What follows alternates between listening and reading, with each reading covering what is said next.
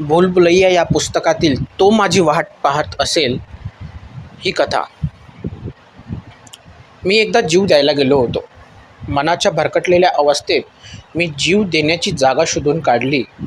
मन जरी भरकटलं होतं तरी ती जागा सापडून देण्याइतकं ताळ्यावर होतं. पण माझ्या हातून ते घडलं नाही. मी जीव दिला नाही, पण अजून त्या प्रसंगाची आठवण झाली की माझा कशावर विश्वास बसत नाही. मला शून्यावस्था प्राप्त होते. तिथं मला जी व्यक्ती भेटली ती माणूसच होती की पैशाचिक प्रकार होता त्याचा मला उलगडा होत नाही. क्षणभर तर मला भ्रम होतो की मी खरोखरीच तिथे कधी काळी जीव द्यायला गेलो होतो की नव्हतो. एवढा मी भारावून जातो. तिथलं वातावरण, गडद काळोख, तो उंच कडा, त्याच्याच शेजारची खोल दरी, माउथ ऑर्गनचं काहीसं बेसूर सूर आणि ती अजब व्यक्ती. त्या गोष्टीचं दडपण अजून माझ्या मनावर आहे. अजून जीव देण्यासाठी मी निवडलेली जागा म्हणजे एक उंच कडा होता. त्याच्याच शेजारी एक खोल दरी होती. खोल, डोळे फिरवणारी, आणि म्हणूनच ते स्थळ आमच्या गावाचं एक भूषण झालं होतं. तो उंच कडा व ती खोल दरी पाहायला आसपासचे लोक येत असत. त्याचप्रमाणे काही जण जीव द्यायला पण तिथंच येत असत. एखाद्याने मुद्दाम जीव दिला तरी तो पाय घसरून पडला असेल असं पाहणाऱ्याचा समज होई. त्या दृष्टीने जीव देण्यासाठी ती जागा योग्य होती. मी पण तशीच जागा पसंत केली होती. मिट्ट काळोख पडला होता. रात्रीचे 9:30-10 वाजले होते. ते स्थळ आता निर्मनुष्य झालं असणार या खात्रीने मी त्या ठिकाणी पोहोचलो. मी निवडलेली तीच जागा याची खात्री पटल्यावर थोडा काळ मी तिथंच उभा राहिलो आणि मग मनाचा हिय्या केल्याप्रमाणे मी कड्याच्या टोकाकडे धावत सुटलो. जणू काय जीव देण्याच्या विचारापासून परावृत्त होण्याच्या आत मला माझा देह त्या दरीत लोटायचा होता.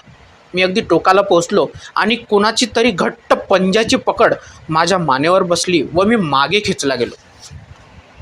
मी चिडलो, वैतागलो. अगदी शेवटच्या क्षणाला एवढा माझा पुळका आला. ज्या जगाला एका माणसाला कसं जगावं हे कळत नाही, त्या जगाला त्या माणसाला मरू नको म्हणून सांगण्याचा काय अधिकार आहे? हाच विचार माझ्या मनात आला. नका नका, मला कोणीही अडवू नका. मी मरणार आहे, मी मरणार आहे. जगण्यासारखं माझ्याजवळ काही नाही. मी मोठ्याने ओरडलो. कोणीतरी गंभीर आवाजात म्हणालं, भल्या गृहस्था, तू खुशाल मर, जग किंवा मर. हे तुला सांगणारा मी कोण? मी रोषाने विचारलं, मग तू कोण आहेस?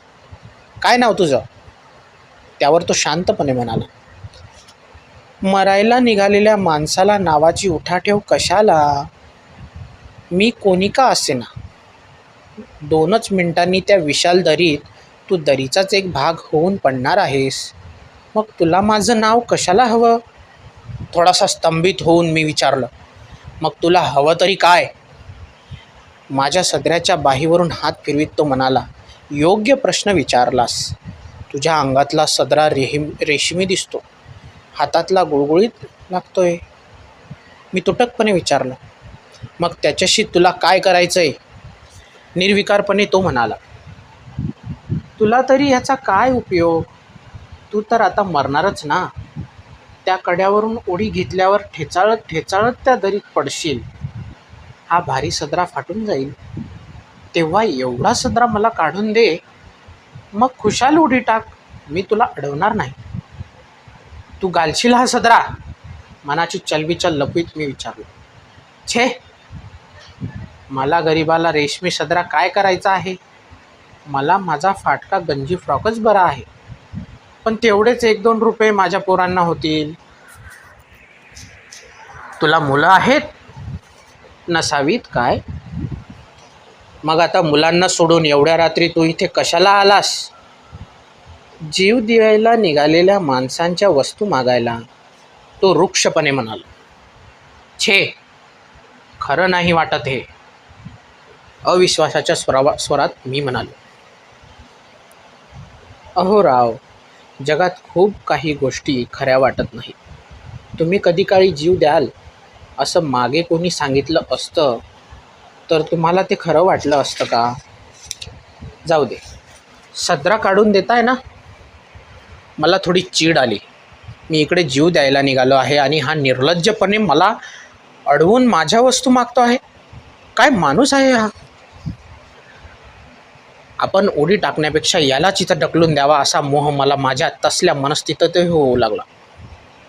त्याच्याकडून सुटका करून घेण्याच्या निमित्ताने मी सबद मांडली. वा वा, मी काय उघडा होऊन मरू काय? पण तो आणखीन वस्ताद निघाला. जिद्दीला पेटल्याप्रमाणे त्याने विचारलं, अरे बाबा, तू जीव दिल्यानंतर तुझं प्रेत सापडल्यावर पोलीस ते फाडून बघतील, ते तुला समजणार आहे काय? आणि तू जन्माला आलास तो काय सदरा घालून आला काय? आपलं प्रेत फाडलं जाणार ही कल्पना मला सहन होईना.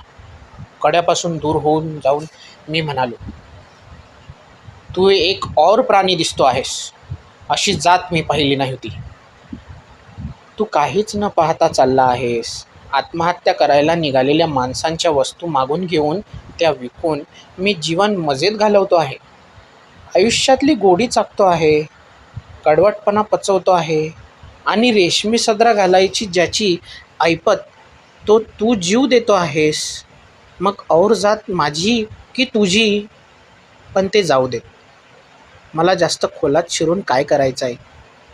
सदरा काढून देतोस ना? खरोखरच त्या जातीचा माणूस पाहिल्यावर मला माझ्यातला दुबळेपणा जाणवला. कुतूहलानं मी विचारलं, तुझा हाच व्यवसाय का? माझ्या प्रश्नाकडे दुर्लक्ष करीत तो म्हणाला, आणखीन तुझ्याकडे काय आहे रे मला द्यायला? माझ्याकडील वस्तूंचा प्रामाणिकपणे अंदाज घेत मी म्हणालो, माझ्याकडे एक सायकल आहे. अरे वा, तुझ्याकडे सायकल पण आहे का? मग माझी चैनच झाली म्हणायची. जणू काय ती सायकल त्याला मिळालीच अशा आविर्भावात तो म्हणाला, सायकल घेऊन तुला काय करता येणार आहे? अरे पुष्कळ करता येईल. गल्ल्या गल्ल्यातून कलईवाला असं ओरडत हिंडता येईल. सकाळ संध्याकाळ वर्तमानपत्र विकता येतील. एखाद्या लॉन्ड्रीवाल्याशी करार करून घरपोच कपडे देता येतील. काय वाटेल ते करता येईल. मरण्यापेक्षा कसंही जगण्याचा मार्ग उत्तमच. कधीतरी ऊर्जितावस्था येईल, पण मृत्यूत ती पण आशा नाही आहे. पण जाऊ दे, मी माझ्या युक्त्या तुला का सांगू? सदरा काढतोयस ना? आणि सायकलचं काय झालं? मला उत्तरादाखल काहीच बोलता येईना. त्या व्यक्तीचा चेहरा पाहण्याची मला अनिवार्य इच्छा झाली. मी त्याला ओढीत म्युनिसिपाल्टीच्या कंदिलाखाली नेलं. मला तुझा चेहरा नीट तरी पाहू दे. का रे, तुझा जीव देण्याचा विचार बदलला वाटतं?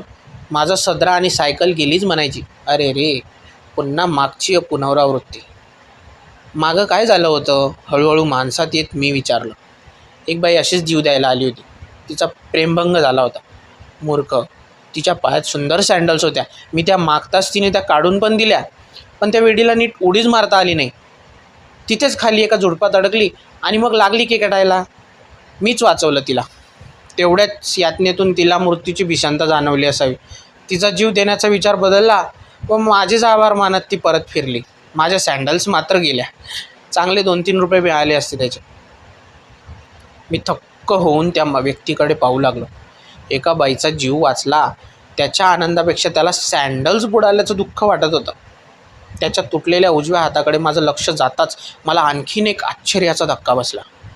अरे, तुला एकच हात आहे वाटतं. हो, ती एक मजाच झाली. काही दिवसांपूर्वी गरिबीला कंटाळून एक हातगाडीवाला इथे जीव द्यायला आला होता. हातगाडी इथेच टाकून त्याने जीव दिला. ती हातगाडी मग मी वापरली. पण इथे कुणा लेकाला सवय होती. 14व्या दिवशीच अपघात झाला. ट्रकखाली सापडलो. उजवा हात पण गेला. तो हकीकत सांगताना त्याचं लक्ष माझ्या पेनकडे गेलं. अरे वा, तुझ्याकडे पेन पण आहे वाटतं. छान छान, ते पण मला होईल. डाव्या हाताने मी आता लिहायला शिकलोच आहे. मी त्याच्याकडे बावचळून पाहू लागलो. माझ्या नजरेचा अर्थ त्याने ओळखला असावा. मिस्टर, जीवन जगण्यासाठी आहे, मरायचं तर आहेच. ते कुणाला टळणार आहे? विजयी होण्यापेक्षा यशस्वी रीतीने झुंजण्यालाच महत्त्व आहे. क्षुल्लक गोष्टी न मिळाल्याने माणसं जीव देतात. मजा आहे झालं. आपल्याजवळ ज्या गोष्टी आहेत त्या त्यांना विशेष वाटतच नाहीत. त्याचे विचार मला पटू लागले. बेकारीच्या यातना व जीवनातली इतर दुःख फक्त मीच सहन करतो आहे असा मला अभिनिवेश होता. माझं मन फार हळवं आहे. माझ्या इतकं दुःख कोणीच सहन केलेलं नाही या प्रौढीत मी होतो. आणि म्हणूनच दुःखाची परमावधी झाली असं जेव्हा माझ्या मनाने घेतलं तेव्हा मी जीव द्यायला आलो. पण या सर्व गोष्टींकडे कवडी मोलाची किमतीने बघणारा माणूस मला भेटला होता. माझी संकटं मला काल्पनिक वाटू लागली, दुःख वेगळी वाटू लागली. तो पुढे सांगू लागला. एक 18 वर्षाचं पोरटं परीक्षेत नापास झालं म्हणून मरायला आलं इकडं. त्याला पाहून मला त्याची कीव आली. बडे बाप का बेटा दिसत होता. हातात घड्याळ होतं, सँडो कंपनीचं. मी ते मागताच त्याने मला काढून दिलं. पण मला परावृत्त करण्याच्या दृष्टीने मी म्हणालो, त्याला परावृत्त करण्याच्या दृष्टीने मी म्हणालो, हा वेडेपणा करू नकोस. तो म्हणाला, माझा बाप उलट्या काळजाचा आहे. मी नापास झालो हे कळताच मला घरातून हाकलून देईल. मी त्याला म्हणालो, तरीसुद्धा तू जीव दिलास तर त्याला धक्का बसेल. तो म्हणाला, शक्य नाही. मी त्याला म्हटलो, तुला परीक्षा बघायची का? तो म्हटला, अवश्य. मग मी त्याला म्हटलो, मग तू एक काम कर, तू तिथंच लपून बैस. तुझ्या बापाला मी खोटंच जाऊन सांगतो की तू जीव दिलास म्हणून. बघ तो कसा छातीपिटीत येतो ते. तो लपून बसला व त्याने दिलेल्या पत्त्यावरून मी त्याच्या घरी गेलो आणि खरोखरच त्याचा बाप व इतर नातेवाईक माझ्या पाठोपाठ धावत आले. बाप तर ऊर बडवीत खाली उतरण्याची तयारी करू लागला. शेवटी त्या मुलाला तो प्रकार बघवेना. तो मग बाहेर आला व त्याने त्याच्या वडिलांचे व माझे पाय धरले. माझ्यापुढे मुलगा वाचलेला पाहून त्याच्या बापाने तिथल्या तिथे 10च्या 5 नोटा काढल्या आणि मला दिल्या. फार भला माणूस. खूप दिवसांनी माझ्या घरात दिवाळी साजरी झाली. त्या मुलाने आता चौकात मोठं दुकान घातलं आहे. अजून मला तिथे एक सिंगल मोफत मिळतो. मी आता खालीच बसलो. माझ्याकडे पाहत गालातल्या गालात हसत तो म्हणाला, तुझा पण प्रेमभंग झालेला दिसतो आहे. प्रेमभंग, बेकारी आणि आयुष्यात मला काहीही झालेलं नाही. तो म्हणाला, इथंच तू घसरलास. आयुष्यात काही मिळत असतं हे तुला कोणी सांगितलं आहे? आयुष्यात सगळं मिळणार आहे असं समजून चाललास, म्हणूनच क्षुल्लकशी गोष्ट न मिळताच एवढा खट्टू झालायस. अस्वस्थ झालो आणि मी त्याला विचारलो, प्रेम न जमणं ही काय क्षुल्लक गोष्ट? तितक्याच ठामपणे तो म्हणाला, अर्थात जीवनापुढे प्रेम म्हणजे क्षुल्लकच गोष्ट. जीवन आहे म्हणून प्रेम आहे. आपल्याला जगात काहीच मिळणार नाही असं समजून चालला असतास तर क्षुल्लकशी इच्छा पूर्ण होताच तुला आभाळा एवढा आनंद झाला असता. आणि प्रेमाविषयी म्हटलंस तर मी असंच म्हणेन की it is better to have loved and lost than never to have loved at all. तुला इंग्लिश पण येतं वाटतं? तो म्हणाला, 5वीपर्यंत शिकलो आहे, पण वाचन मात्र वाढवलं आहे. त्याशिवाय जीव द्यायला येणाऱ्या साहेब लोकांकडून मी त्यांच्या वस्तू कशा काय मागून घेऊ? आणि प्रेमाचे खेळ आम्हीही खेळलो आहोत. अगदी अधीरतेने मी त्याला विचारलं, मग प्रेमभंगाचा धक्का तू कसा काय सहन केला आहेस? तो म्हणाला, मी कसा काय सहन केला? ज्या दिवशी त्या कार्टीने मला दगा दिला त्या दिवशी मी तिला घरी बोलावून यथास्थित बडवून काढली आणि पुरुषांना दगा दिलास म्हणजे काय होतं याचा हिंगा दाखवला. रानटीपणाच होता तो, पण माणुसकी सोडल्यावर दुसरा राहतं तरी काय? प्रेमभंग करून तिने तशी माणुसकी सोडली, नेहमी अशी सोडून दिली. बायकांवर हात उगारला म्हणून शिक्षा झाली, ती पण भोगली. पण या क्षणापर्यंत मला माझ्या त्या कृत्याचा पश्चाताप झालेला नाही आहे. बरं ते सगळं जाऊ दे. सदरा आणि पेन देतोयस ना तू? आणि त्या सायकलचं काय झालं? तुला मेलेल्या माणसांच्या वस्तू वापरायला काही वाटत नाही का रे? मी विचारलं. तो त्याला म्हणाला, अहो राव, मेलेल्या माणसांच्या वस्तूच काय, पण मी त्यांचा एखादा अवयव तोडून तो जरी बसवता आला असता तरी मी त्याची मागणी केली असती जीव देणाऱ्याकडे. आपले सगळे अवयव योग्य जागी चांगल्या स्थितीत असणं हे काय कमी भाग्याचं लक्षण आहे काय? ती श्रीमंती काय कमी आहे काय? पण ते तुला ते नाही समजायचं. त्यासाठी तुला माझ्यासारखं छोटं व्हावं लागेल. माझ्या अव्यंग शरीराकडे माझं आता लक्ष गेलं. इतक्या उशिरा जमेची बाजू देखील दुसऱ्याने दाखवून द्यावी याचं मला वाईट वाटलं. एवढं चांगलं शरीर मी दरीत लोटणार होतो केवळ बेकारी व प्रेमभंग यापायी. मला दोन्ही गोष्टी क्षुल्लक वाटू लागल्या. मला नवीन विचार मिळाला होता. त्या विचाराकडे पित्त्याकडे मी बघावं तसं पाहिलं. मला तो माणूस वाटेना. तो कुणीतरी निराळा वाटू लागला. अशा तऱ्हेने विचारांचा मानव अस्तित्वात असेल असं मानायला माझं मन तयार होईना. कशावरही विश्वास बसेना. तो खरीखुरी माणूस होता का माणसाची जीवनाबद्दलची आसक्त प्रवृत्ती मानवरून घेऊन मला परावृत्त करायला आलेली आहे हेही मला कळेना. मला थोडी भीतीला वाटू लागली. मी जीव द्यायला आलो आहे हेही मला खरं वाटायला लागलं. एवढा वेडेपणा करायला मी धजलो याचं मला नवल वाटू लागलं. तो माझ्याकडे पाहतच होता. माझ्या भरलेल्या शरीराकडे निरखून पाहत त्याने विचारलं, व्यायाम करतोस वाटतं. मी म्हणालो, छे, कधीच केला नाही. तो म्हणाला, आणि तरी तुला इतकं चांगलं शरीर मिळालंय, भाग्यवान आहेस तू.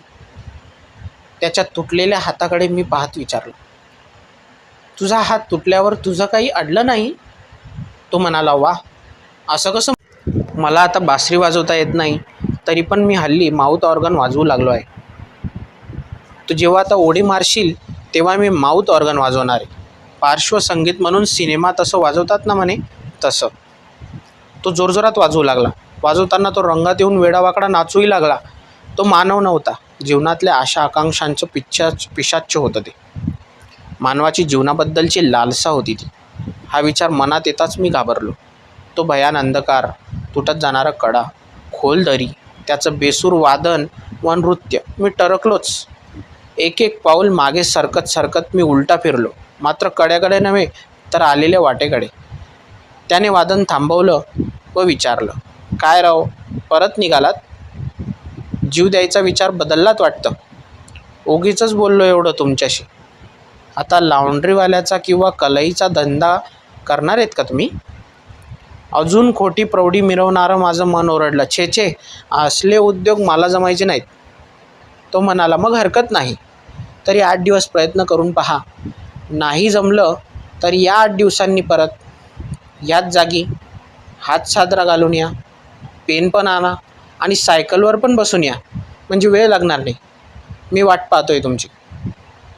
ऑर्गनचा आवाज गंभीर अंधार कापू लागला. मी परतलो. या घटनेला आता कैक दिवस लोटले आहेत. जीव द्यायला जाण्याचा वेडेपणा मी कधी काळी केला होता हेच मला खरं वाटत नाही. मी पुन्हा गेलो नाही तिकडे. कदाचित तो माझी वाट पाहत असेल अजून.